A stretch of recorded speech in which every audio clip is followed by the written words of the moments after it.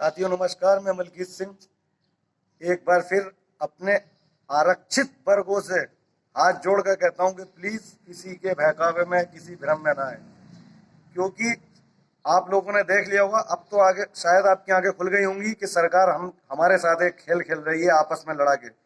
और आप लोगों को ये समझना चाहिए, आप सुपर टेट पास हो, आप बीएड हो, बीटीसी हो, तो आपको ये देखना चाहिए कि मतलब सरकार हमारे साथ क्या खेल खेलने जा रही है। सरकार जुमलेबाजी कर रही है।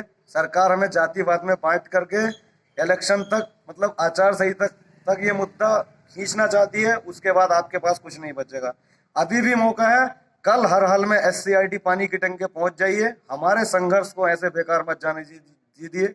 हम वादा करते हैं एक एक व्यक्ति को नौकरी दिलवा के रहेंगे, चाहे उसके लिए हमें अपना खून या लहू भी बहाना पड़ जाए। मैं बार बार कहता हूं आपसे, यहाँ कुछ लोग के मन में ये है कि यहाँ पे केवल सवर्णों की बात की जा रही है। मैं खुद SC हूँ, शिखा दीदी खुद एक OBC वर्ग की महिला है।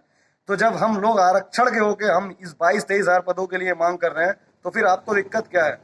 अब रही बात उधर की, इको गार्डन में जो आरक्षण का धरना चल रहा है, उनकी कोई बात समझ में नहीं आ रही है किसी के भी। कभी वो याची लाभ की बात करते हैं, कभी अलग से नाम भेजने की बात करते हैं।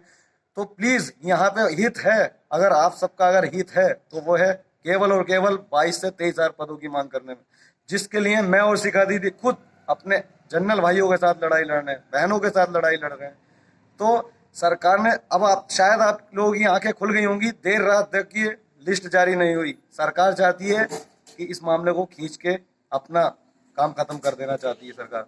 तो इसलिए सरकार को हमें डंके की चोट पर यह दिखाना है कि हम सब एक हैं। जनरल, SC, OBC, इसमें सभी का फायदा है। आप लोग तुरंत अभी पैक करिए या फिर कल शाम तक हर हाल में SCRT पहुंच जाइए, क्योंकि सरकार बहुत जुमलेबाजी सरकार है। हमें जातिवाद में नहीं बंटना है। हमें बेरोजगारी है, हमारी कोई जातिवाद नहीं है। हम किसी जाति वर्ग से नहीं है, हमारा है एक ही जाति है, वो है बेरोजगारी। तो इस बेरोजगारी को दूर करने के लिए सिर्फ और सिर्फ आपके पास 2 दिन है। इन 2 दिनों में चाहो तो आप नौकरी ले सकते हो, और चाहो तो अपनी लाइफ बर्बाद कर सकते हो, और साथ में हमारी भी। हमारी तो वैसे भी लाइफ बर्बाद हो चुकी है। 13-14 धाराएं लगी पड़ी हैं हमारे ऊपर। किसके लिए? सिर्फ आप लोगों के लिए।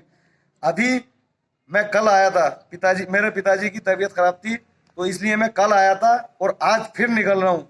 मैं अपने घर का चुक सहन सब छोड़ के सिर्फ आप लोगों के लिए, सिर्फ आप लोगों के लिए एक दिन भी रुका। पिताजी और घर वाले आज भी रोक रहे थे, लेकिन मेरी 3:45 की ट्रेन है। मैं आज अभी पुनः बैग पैक करके मैं निकल रहा हूँ, क्योंकि मैं जानता हूँ कि अगर मैं घर रुक गया तो ये संघर्ष हमारा जितना ये खराब हो जाएगा। तो यार आप तो समझदार हो, आप तो ऐसा मत करिए। सिर्फ 2 दिन के लिए, सिर्फ 2 दिन के लिए तो लखनऊ आ सकते हो। देखो, संघर्ष करोगे तो उसमें परेशानियां होती हैं। 2 दिन की परेशानियां आप नहीं झेल सकते, हम 7 महीने की परेशानियां झेल रहे हैं। अरविंद सिकरवार, अभय श्रीवास्तव, मैं खुद, शिखा दीदी को देखिए। महिलाओं से मैं विशेष तौर से कहना चाहता हूँ कि उस महिला को देखिए जो मतलब लखनऊ की होके भी कितनी प्रताड़ित है। वो अभी तक अपने घर नहीं गई है, कितनी बीमारियों से जूझ रही है। हम इतना संघर्ष कर रहे हैं, आपको हमारा संघर्ष दिखाई नहीं देता।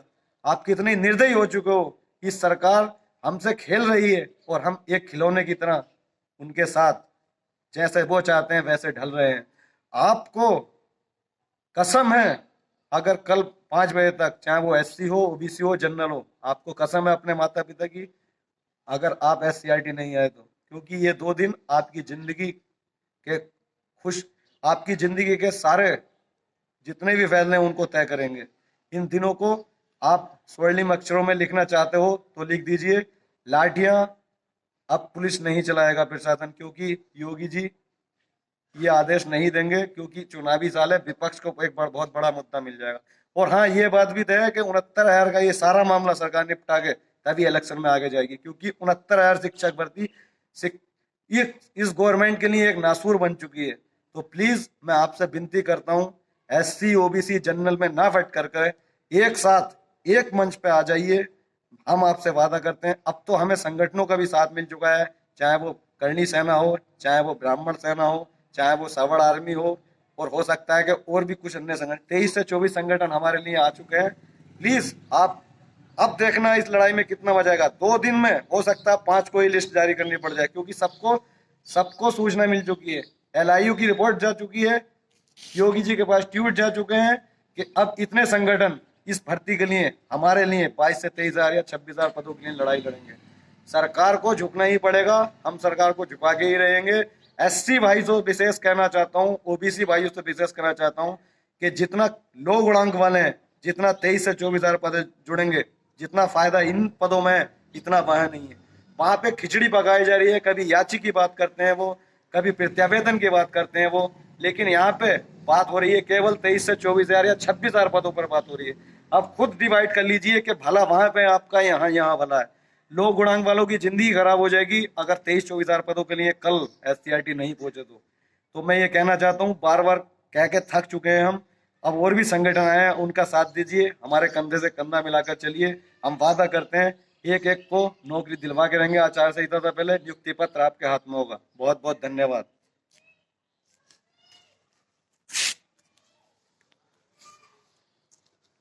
बन गई।